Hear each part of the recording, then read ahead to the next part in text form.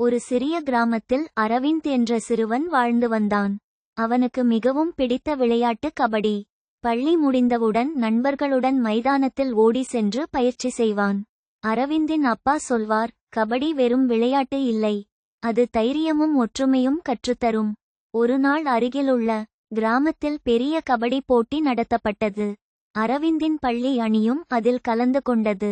போட்டி தொடங்கியது. எதிரணி மிகவும் வலுவானது. முதல் சுற்றிலேயே அரவிந்தின் அணி பின்தங்கியது.